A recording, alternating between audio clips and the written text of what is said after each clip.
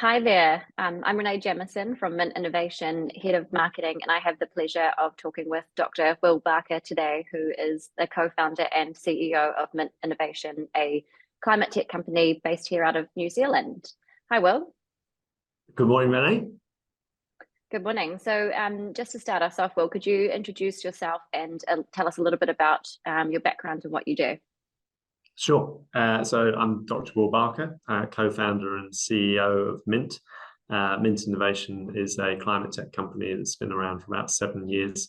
My background, I'm originally a synthetic chemist, but have been working in the commercialization space with a number of different New Zealand companies over the last, getting on for 20 years, most notably with LanzaTech, joined LanzaTech in very early doors, and then went through kind of the whole commercialization journey with them from test tube all the way up to first commercial. And when they exited New Zealand, I took the opportunity to step out and found Mint, and a new climate tech venture with my co-founder, Dr. Ollie Crush. Very good. It was really exciting to see LanzaTech list on the NASDAQ a few months back. So, Will, can you tell us a little bit about what Mint Innovation does? What do you guys do? Sure. So, well, at the highest level, we take a really challenging waste stream. We take electronic waste, which is a big problem in society, and we recover the valuable metals. We've developed basically a very clean process for recovering all the valuable metals from really challenging feedstocks like printed circuit boards, like lithium-ion batteries. And we recover those metals using a proprietary process that we developed ourselves, and then obviously we can sell those pure metals. The whole principle of Mint is to be able to take basically a scale process. So we're scaling down the process. So we're addressing the waste stream where it's produced. Now you think about a waste stream like e-waste. It's produced in urban environments. So any plants to recover valuable metals from e-waste needs to be able to be built in a city. Now most processes for recovering metals like gold or copper tend to be either very, very high temperature or very, very toxic. So we've developed a very clean, low carbon way for recovering all of those metals in an urban environment. So when you think about the problem that you are looking to solve for, it's really interesting knowing that the population is growing every day. I think we're forecasted to reach about 11 billion people on this planet by 2030, which is huge. I think we're currently just shy of 9 billion.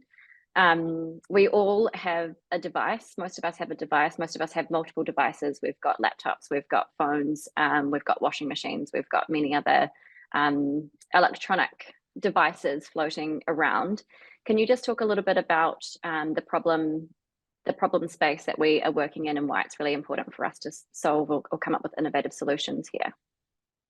Sure. So e-waste is one of the biggest, it's the fastest growing waste stream globally. There's over 50 million tons of e-waste produced on an annual basis, and that's growing at a very, very rapid rate. Now, e-waste is essentially anything with a battery or a plug, and so as you say, it's everything from a discarded refrigerator to a laptop or a cell phone. The vast majority of the value of e-waste is in those smaller devices, laptops, cell phones, those sorts of things, and the vast majority of the value is in circuit boards from those devices. And so we've developed our process to recover the really valuable materials, the really critical metals from those waste streams, such that they can be then fed back into the local economy in a circular fashion. Once you're able to kind of recover those valuable metals in a low impact, low carbon way in the environment where they're discarded, essentially cutting off the routes to landfill or to the routes to export these into developing nations where they create a horrible mess. Hmm. And so just on that, so I heard a stat the other day that only about 20% of the value that exists in circuit boards or other electronic waste is refurbished or recycled. What are some of the ways, or what's the current process that Mint Innovation is looking to disrupt? How does that work, and what impact does that have? Yeah, so currently, if a city like Auckland or a city like Sydney, where we built our first plant, those materials are recycled to a certain extent. You think of a laptop, it goes to a recycler breaks it down into a plastic stream, the casing, the metal framing, steel framing, the circuit board, and the battery. Currently, if the circuit board is recycled, it's done through exporting it, shipping it offshore, typically to a giant mega smelter, a copper smelter based in either Europe or Northeast Asia, and where it goes through a very, very high carbon process, producing all sorts of nasties, and some of those metals are recovered. So we're saying, our process, we can do it at the city scale. So we built a plant in Sydney to recover all of that waste, or the value from that waste in Sydney, and it's a low carbon process, low temperature, low carbon process, and also obviously it doesn't have to be exported. So a number of very strong advantages from a climate perspective, but also for the recycler as well. Our plan from here, but beyond Sydney, is to build plants out literally all over the world. Very cool. Very exciting to see that Sydney is well underway now. Can you tell us a little bit about why you chose Sydney in particular, or Australia as the first stop for Mint? Yeah, so New Zealand, we're obviously a New Zealand founded company, and Australia is next door. It's a big driver, but Australia actually has amongst it's got world leading regulation for e-waste. So they've got very strong advocacy and very strong regulation around the collection of e-waste and landfill bans, those sorts of things. So they are actually very, very good at recovering value from those waste streams. So we know the volumes of material are there. And so we're basically dropping into an existing infrastructure, an existing ecosystem. The fact that it's on our doorstep is very, very useful, because obviously developing a technology, this is a world first. It's not straightforward. It's non-trivial. So we've got a team of scientists and engineers who need to be there to operate this plant in the first instance, to get it up to speed. So being relatively close in New Zealand terms is pretty handy. Mm-hmm. Fair enough too. And so congratulations on your recent close of the Series C round that you've just closed out. What are your intentions with the funding now that you're well backed? What's the next step for Mint, and how do you see that play out?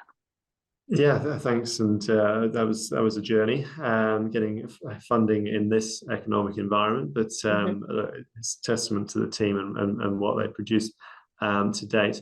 But our journey to date it's kind of a stereotypical journey from test tube all the way up to first commercial plant, and that's been a relatively linear journey. It's been, as I say, reasonably stereotypical of companies like ours, where we test tube, raise a bit of money, pilot plant, raise more money, all the way up to first commercial, and as I say, reasonably linear, reasonably well-trodden path. From here, the plan is to build these plants everywhere where these waste streams exist. So, as you say, $60 million. That gives us the opportunity to build multiple plants in parallel. So, develop the team infrastructure to enable us to build multiple plants in parallel. So, building out a team, but also starting to build out the business development capability in other jurisdictions where these plants are needed. We'll take the low-hanging fruit first.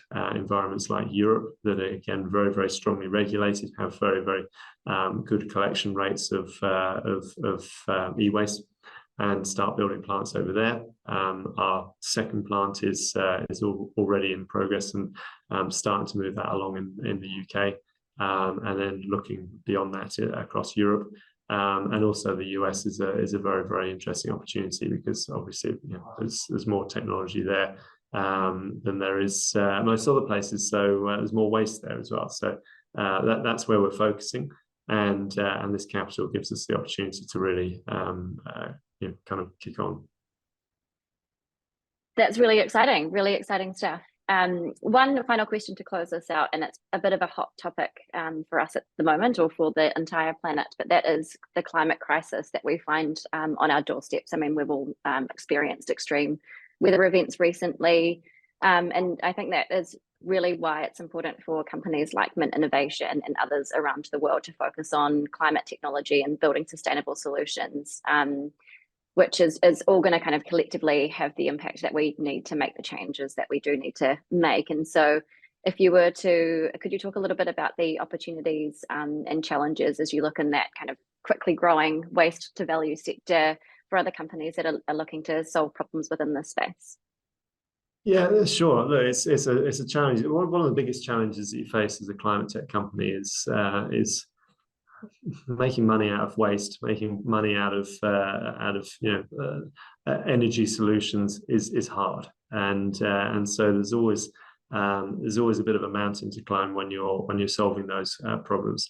On the flip side of that, the planet is situation critical for the whole planet now, and so solutions like Mint, and look, we're a small piece of the puzzle, but solutions like Mint and others are required, and it is the momentum is growing. Most of the big funds, most big venture capital funds, private equity funds now have very, very strong ESG mandates, and which means that they are looking for investments like us. They're actively fighting over investments like us, and that is going to drive much better behavior. They still need return on investment, so it's still got to be a sensible investment proposition, and we've been very deliberate and careful about ensuring the technology is developed in a way that is ultimately investable. But the opportunity is right for people like us, for others in our